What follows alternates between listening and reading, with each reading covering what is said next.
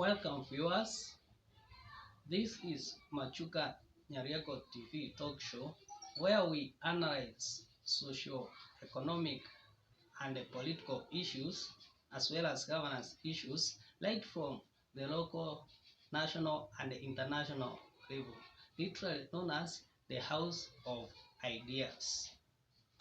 Today, we shall focus on the relationship between the Deputy President of Kenya, Gachagua, and the President of Kenya, William Samoei Ruto, in relation to divide on regionalism and nationalism, whereby the president argues that the deputy president is dividing people along their ethnic lines, whereas he should be uniting them along the nation. But before we do that, I will request those who have come across this channel for the first time, or those who have not subscribed, to kindly subscribe so that whenever we produce another episode, YouTube will automatically notify them. And those who are subscribers, thank you, and continue watching and sharing. Just share as much as you can and be present for that. Back to our topic. Today, both the president and the deputy president attended a Colino function in Nakuru County, where the issue of regional nationalism against that of national nationalism arose. One of the CS, Moses Kuria, did advise the Colinos to unite as a church so that they can achieve much. On this ground, the deputy president, who is an advocate for regionalism before the national level, that is the bottom-up uniting of the people, used the opportunity to use the remarks from Moses Kuria as an example, whereby he noted that if the Colinos are uniting, it doesn't mean they are uniting against the other denominations, just as the Catholic. Therefore, used that same example, referring to if at all the region where it comes from they are uniting, it doesn't mean that they are uniting against any other community, but they start uniting from the bottom going the national level, whereby that was opposed by the President William Ruto, who said that unification should be at the top.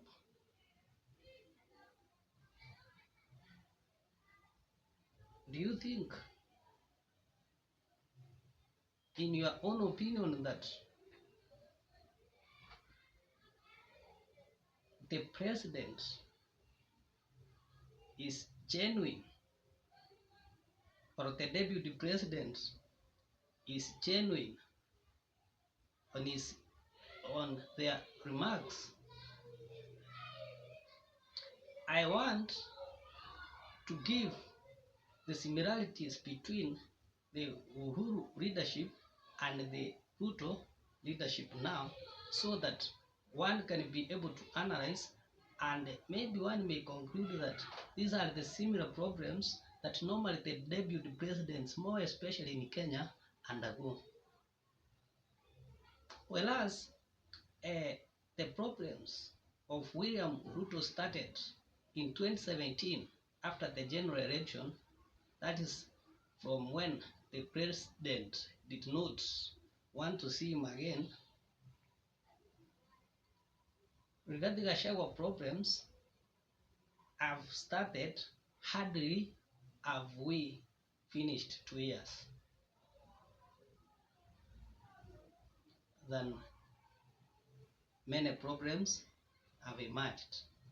Already, one of the members of parliament, Oscar Sudi, has contended that Rigathi Gachagua was given the position against the wish of many readers from Central or Mount Kenya. Meaning that there is a very big problem that has emerged in those two factions. When Oscar Sudi was speaking, he did note that he was with some other individuals when they divide the order to give the leadership to the person who had been voted for, but gave it to Rigathi Gachagua. So one of the similarities that is appearing in both sides is hostility by those close to presidency against the deputy president. While Ruto was a deputy president, those who were close to the president were very hostile to him. Examples include Murathe, Kioni, Maina Kamanda, among others, even including the Jubilee Secretary General, Rafael Tuju. They were very hostile to him.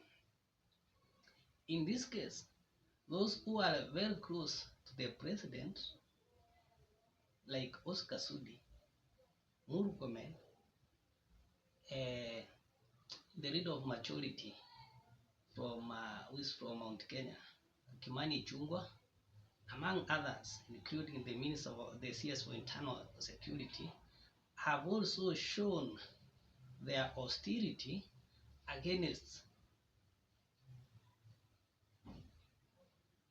the Deputy President, Rigathi Gachagua.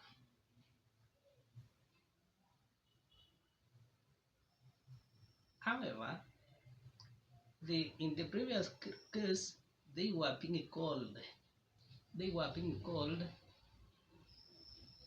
a deep state, meaning that even those who were in the National Security Council were involved in undermining the workings of William Ruto.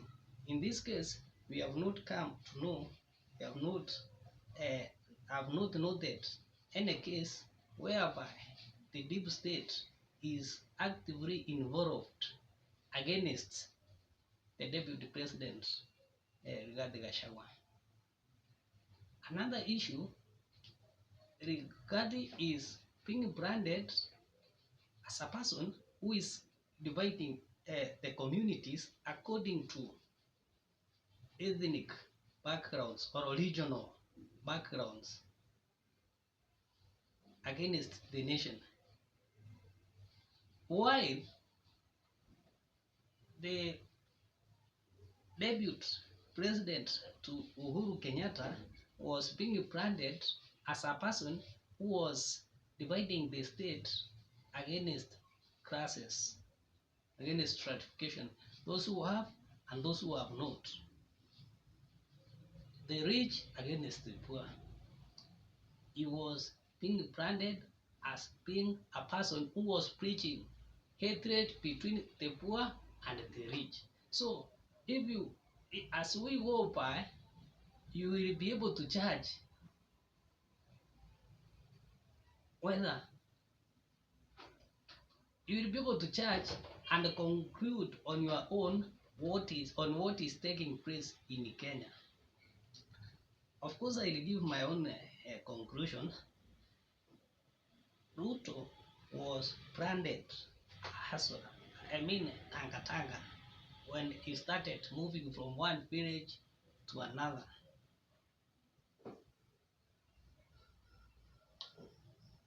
And the deputy president now has been branded a villager. Ruto accepted the name Tanga Tanga and actually used it to Tanga Tanga the most. Today, he's using the youthful men to steal Tanga Tanga on his behalf. Gachagua has been branded a villager and he has accepted that he is from the village. That politics is spread at the local level. So it is like he has fully accepted to be called a villager. Even t-shirts have been branded, everything is ready. Very sure they may open even offices. Because several WhatsApp groups have been opened in the name of the villager. Another comparison can be made from the denial to access some of essential items that go with offices, with their office. Gachagua arrived very late in the meeting in the church function today because of yet a challenge in maybe getting a flight to Nakuru. Same case happened to William Ruto when he was a deputy president. He was denied several opportunities, including repainting of the state house, State Road in Mombasa, including paying for tea and other things in his office. His budget was totally cut. Today, there are some issues, there are some rumors, because I'm not an expert in their budget. There are some rumors that the deputy president's budget has been cut, including that one of fighting illicit drugs. So that's another way, another area that you can compare the relationship between the deputy and the president in various regimes. So the budget has been cut.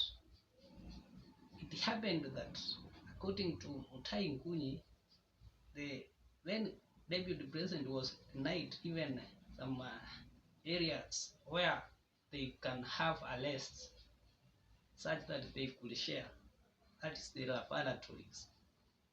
Instead of using that is meant for deputy president, was being forced, or was forced to share one laboratory with Akina Ngunyi, who are then there, Akina Mutahi Ngunyi, who are then working in the state house. So probably Gachagua is heading there. During that time, all of those friends who are affiliated to William Ruto were dewigged in all parliamentary positions and were followed by various institutions, including DCI, KRA, and many others. They were criminalized.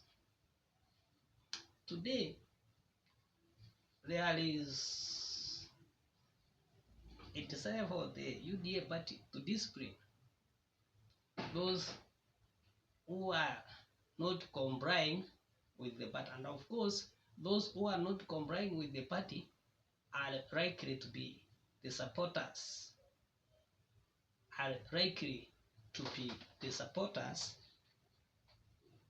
of Rigathi Gachagua. So they should expect to be removed from their positions and to face more troubles anytime as from now, because things are not going normally. Also, William Ruto received warnings several warnings from the then internal security, Fred Matiang'i, and the BS Kibicho.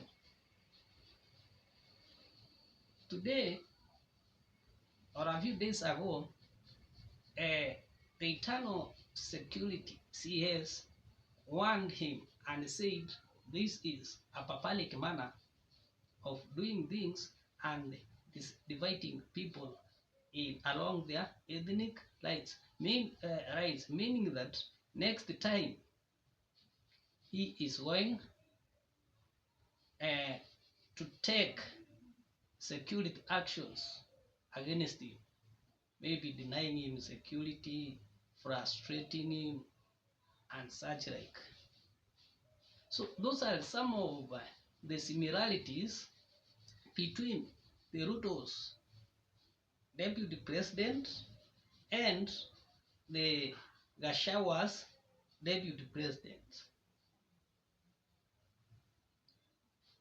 But one final question that I will wish to raise, because of the frustrations that Ruto underwent, men, women, the youth felt sympathy on him, and they just recruited him to that political office. Is this likely to be the case to Rigathi Gachagua? Thank you.